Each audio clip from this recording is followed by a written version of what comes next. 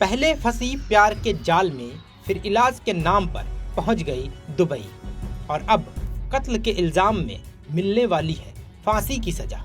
ये कहानी है यूपी के बांदा की रहने वाली एक लड़की जिसका नाम है शहजादी। शहजादी को इस महीने की 21 तारीख को संयुक्त अरब अमीरात की अबू धाबी जेल में फांसी की सजा दी जाएगी।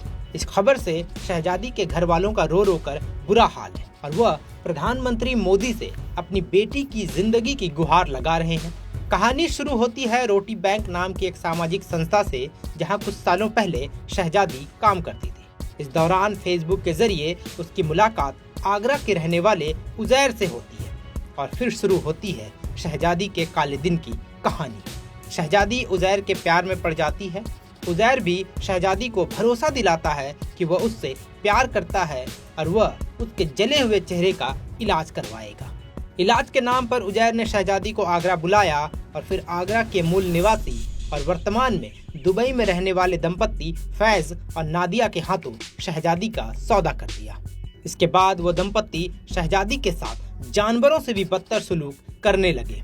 शहजादी फैज और नादिया के बेटे की देखभाल करती थी, लेकिन किसी कारणवश उनके बेटे की मौत हो जाती है और इल्जाम शहजादी पर आता है। इसके बाद कत्ल के इल्जाम में दुबई पुलिस शहजादी को गिरफ्तार कर लेती है और कोर्ट शहजादी को बच्चे के कत्ल के इल्जाम में फांसी की सजा सुनाती है।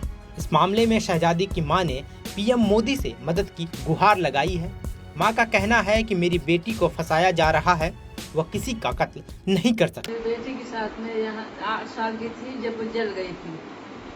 उसके बाद में वो शादी लायक तो थी नहीं कि शादी हम कर सके, तो एनजीओ में जुड़ गई। एनजीओ के जरिए से आगरा वाले उजैर नाम उसका, उससे संपर्क हुआ उसने अपना कहा सुना कि तुम्हारा इलाज कराएंगे, दुबई चली गया, वहाँ इलाज करवा देंगे, तुम जाओ, हम भी आ रहे हैं, हम इलाज करवा देंगे। वो चली गई उसके कहने से। कहाँ गई थी उसके कहने? दुबई चली गई। दुबई उसने भेज दिया। कहाँ से भेजा था? आगरा से भेजा था। यहाँ से लेके गए तो वो आगरा भेज दिया उसने। तो जुनैब आगरा का रहने वाला? उजैर आगरा का रहने वाला। उजैर आगरा का रहने वाला है। फिर आगे क्या हुआ? वहाँ पहुँच गई, फिर वो 1 साल तो अच्छे से रही। उसके बाद में जहाँ भेजा था इनकी फुप्पी पप्पा है, उनके बच्चा हुआ, तो वो 4 महीना 20 दिन में उनने 6 महीने वाला इंजेक्शन लगवा दिया। जो बच्चों के लगते हैं वो इंजेक्शन लगवा दिए। 4 महीना 20 दिन का था बच्चा, वो इंजेक्शन लगवा के आए, बच्चा खत्म हो गया। लड़की ने बल्कि फोन करा, वो सर्विस करती है माँ, बच्चे की माँ सर्विस कुछ करती है। लड़की ने फोन करा 1 घंटा के बाद, बच्चा रो रहा, इंजेक्शन लगवा के जब से आई आप आगे देखी, बोली दूध पिला दो वो सही हो जाएगा। दादी मौजूद थी सामने उनकी। फिर आगे बोली चुप हो जाएगा, दूध पिला दो। दादी ने दूध बनाया, बच्ची ने दूध पिलाया।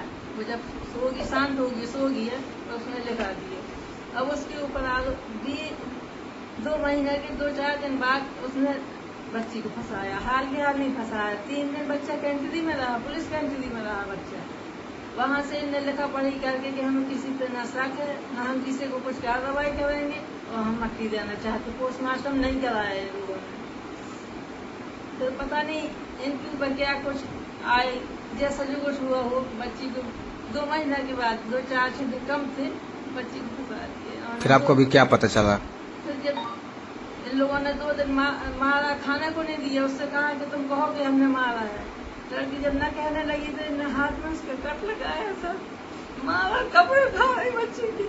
कैसे पता चला आपको ये सब? बच्ची ने फिर जब अंदर आ गई, जब बच्ची ने लोगों को बताया कि हमने अपनी इज्जत बचाने के लिए हमने कहा कि हाँ हमने मारा। वहीं शहजादी के पिता भी मीडिया के सामने रोते हुए अपनी बेटी के इंसाफ की भीख मांग रहे हैं।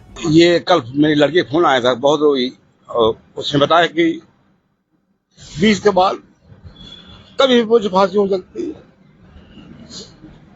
हम लोग बहुत परेशान है, सरकार से मदद चाहते प्रधानमंत्री जी से कि वहाँ बात से बात करें कि मेरी लड़की को फांसी रुकवाएं और जांच करवा दें मेरी लड़की को।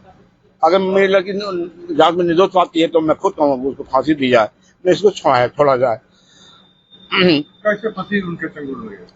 वो एक उजैर नाम का लड़का, जब लॉकडाउन लगा मेरी लड़की यहाँ रोटी बैंक बहाना में काम करती है और कोई पूछ सकता है, और गरीबों की मदद करना उसका यही काम था, उसको नशा था ये काम करने, गरीबों की मदद करना। तो उसी दरमियान फेसबुक के जरिए उजैर नाम का लड़का, एक आगरा का रहने वाला है, नाई मंडी खाना के पास का, वहीं उसने कहा कि मेरे बुआ फूफा वहाँ दुबई में रहते हैं, अबू धाबी में, तो आप वहाँ चले जाएं, यहाँ क्या होता है आपको 5,000 रुपये मिलते हैं। तो वो चली गई उनके बहकाव में आके, वहाँ उन्होंने फांस लिया। 4 महीने 20-21 दिन का बच्चा था। वहाँ 2 टीके लगते हैं, वो टीके लगते हैं जब उसकी माँ रोती है, अस्पताल में बच्चे लाती है, उसी रात वो बच्चा खत्म होता है। बच्चा उस रात दूसरे दिन भर, और फिर दूसरी रात को उस पुलिस कस्टडी में आया रहा। फिर वो औरत ने अपने असर से बगैर पोस्टमार्टम के बच्चे की मिट्टी दिलाई और 1:30 बजे रात के करीब मिट्टी दे घर आए। सुबह लड़की ने मुझे बताया, फिर पता नहीं इनके ऊपर क्या आफत आने वाली थी कि 57-58 दिन के बाद मेरी लड़की को ये लोग फंसा रहे हैं, मारकूट की वीडियो बनवा रहे हैं, अरबी में और इंग्लिश में दस्तखत करवाए पेपर में, जो कोई इसमें लिखा हुआ था कि मैंने मारा है। और एक कसम वहाँ सरकार, वो अदालत कसम मानती है वहाँ की हलफ। तो जो बच्चा मरा है उसका चाचा आगरा से 10-12 दिन बच्चे के मरने के बाद अबू धाबी पहुंच रहा है, वो मुकदमा के दरमियान वो कसम वहाँ खा रहा है झूठी।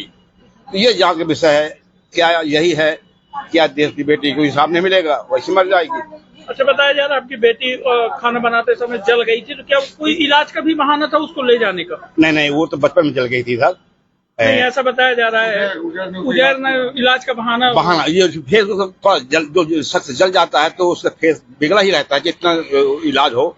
उसने उसका लालच दिया कि वहाँ जाओगी तो मेरे बुआ फूफा वहाँ अच्छे डॉक्टर से इलाज करवा देंगे, और वहाँ तो ये उसको बहकाव में आ गई, उसके कहने में वो चली गई। अब आप कैसे न्याय चाहते हैं, क्या लगता है आपको, कैसे आपको बेटी को न्याय मिल सकता है? बस यहाँ के प्रधानमंत्री से है मेरी आस, ये वहाँ के बादशाह से बात करें और ये कहें कि न छुड़ाएं। मैं नहीं कहता वो छुड़ा दें, ये वहाँ के रोक लगा के जांच करवा दें, बस ये सब साफ हो जाएगा, गद्दू पानी की पानी, कि वाकई में मेरी लड़की बेकसूर है कि कसूरवार है। और उसका कल फोन आया तो हम बेचैन हो गए। कल से खाना नहीं खाया, हम चाय जरूर पी है, खाना नहीं खाया। क्या बताया बच्ची ने? बच्चे बस यही रोके बताया, ढंग से बात नहीं कर पा रही थी वो,